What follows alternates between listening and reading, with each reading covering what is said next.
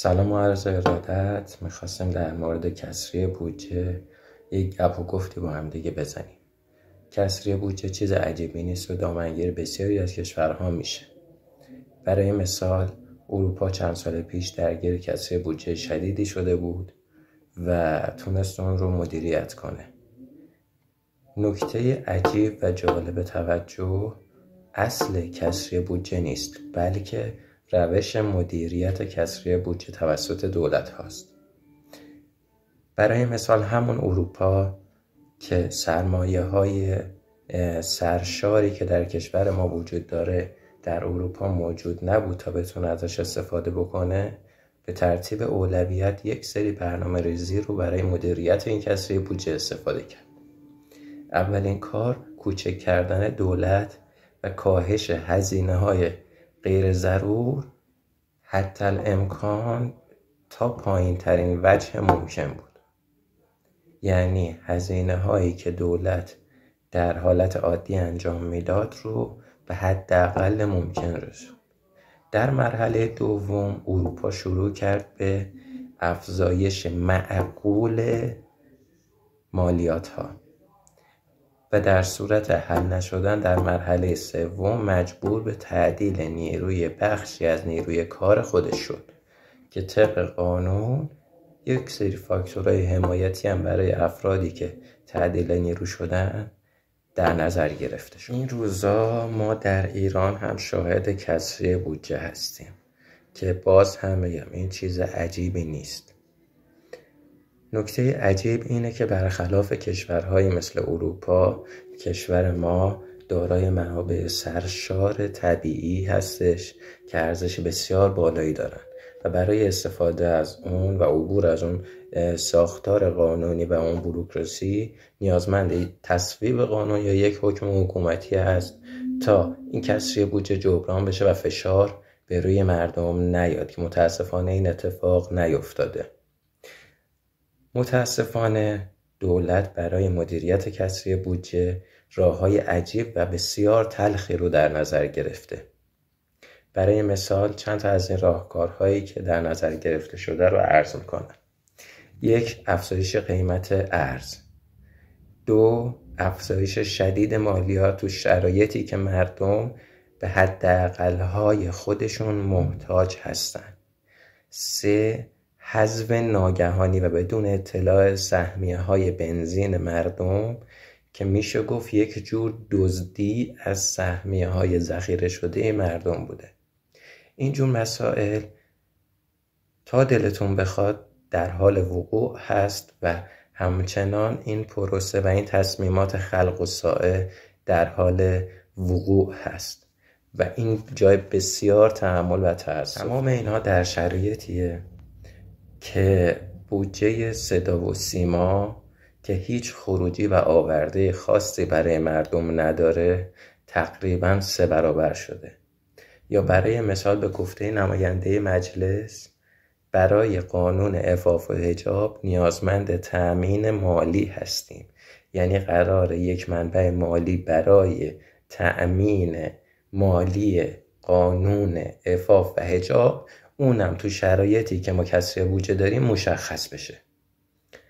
یا به غیر از اون در این شرایط آموزش پرورش اصرار بر استخدام بسیاری از طلبه ها در آموزش پرورش وجود داره که اینها هزینه بسیار هنگفتی رو به دولت تحمیل میکنه. علاوه بر اینا باید ریخت و پاش دولت و مجلس و بقیه نهادها رو هم به این اضافه کنیم. برای مثال گرفتن خودروی نماینده های مجلس یه فقرشه.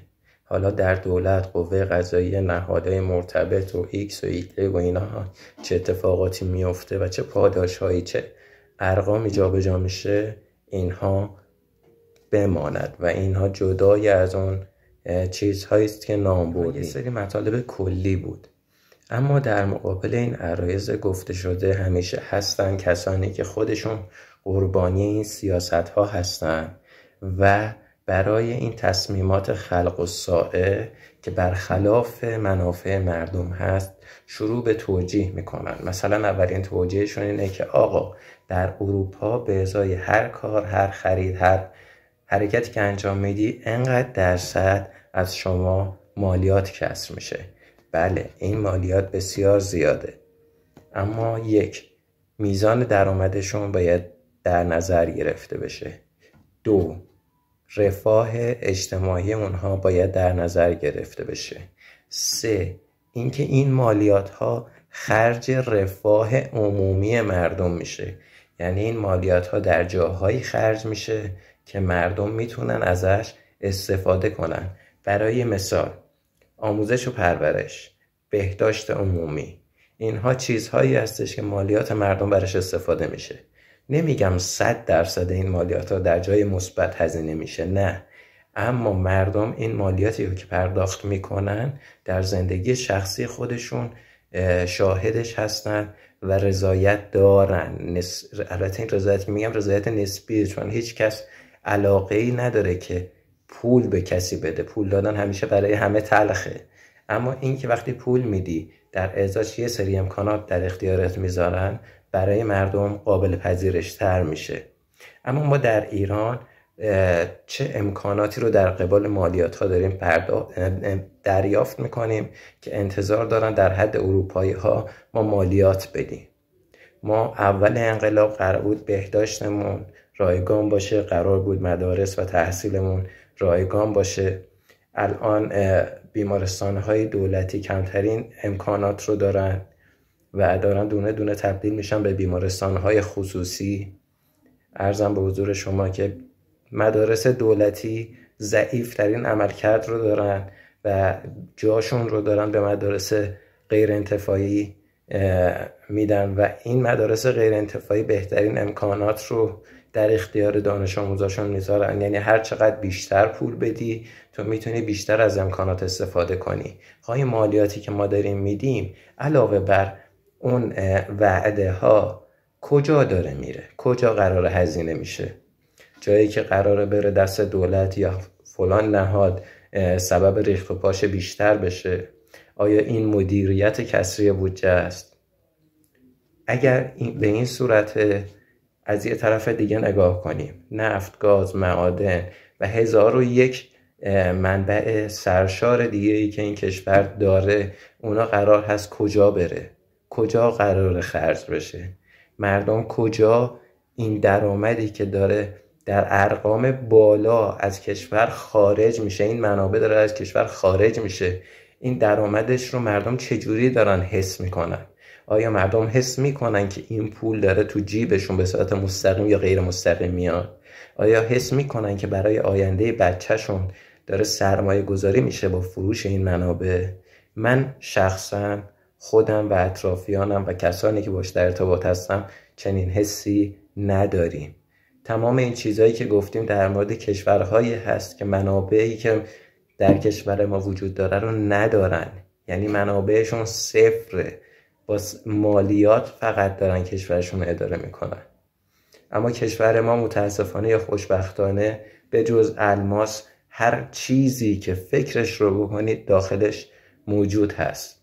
تکلیف اینها چی میشه؟ دیگه ای که یادم رفت اضافه کنم یارانه هاست.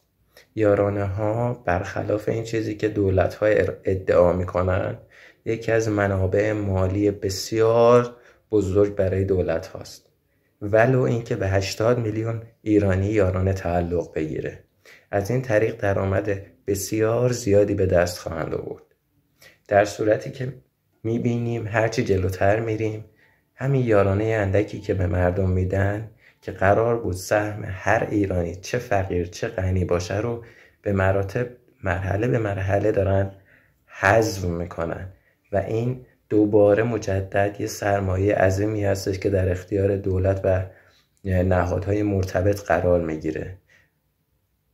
اون حج از اموال و دارایی هم باز هم برای اینها کفایت نمیکنه و به خاطر سوء مدیریت داره از بین میره، داره هدر میره، چیزی که متعلق به مردم هست رو مثل یک رودخونه‌ای که داره به دره میریزه یا به دریا میریزه اجازه میدن از بین میره و این وسط یه عده قشر خاصی دارن از این فرصت برای کاتا میلیاردر شدن استفاده میکنن. و در آخر این که من علاقه بسیار زیادی به یه جمله دارم. اون جمله اینه که وقتی چند هزار سال پیش چرخ اختراع شده دیگه لزومی نداره من وقت بذارم تا چرخ رو طراحی کنم. این در این رابطه هم صدق میکنه. یعنی لازم نیست ما بشینیم دوباره طراحی کنیم، فکر کنیم، دور هم بشینیم و تصمیم بگیریم که یک راهی پیدا کنیم برای اینکه از این بحران خارج بشیم. 200 خورده کشور در شرایط مختلف این بحرانی که امروز درش قرار داریم رو داشتن و تجربه کردن و راه حلایی داشتن. یه سریشون موفق بودن، یه سریشون موفق نبودن. اگر میلی برای اصلاح بوده باشه میشه از تجربه کشورهای موفق، فرقی هم نداره بلوک شرق، بلوک غرب، امریکا، چین، روسیه، نمیدونم عراق، افغانستان، هیچ فرقی نداره. مهم اینه که اونها تونستن تو این تجربه موفق باشن و ما میتونیم با بهره‌گیری از تجربه اونها این بحران رو مدیریت کنیم به جای این که این فشار رو باز هم روی دوش مردمی بذاریم که تو بدترین شرایط هستن و هیچ امیدی به آینده خودشون ندارن و در فردا، در ماه بعد، در سال بعد خودشون هم موندن و هیچ تصور مثبتی نسبت به آینده حتی کوتاه مدت خودشون ندارن. ببخشید که طولانی شد. خیلی مخلصم، دوست داشتم این صحبت ها رو انجام بدم چون فکر میکنم صحبت های مهمیه. من سواد اقتصادی ندارم، این چیزی بود که توی ذهنم بود. امیدوارم که مفید باشه. خیلی مخلصیم. خدا نگهدار.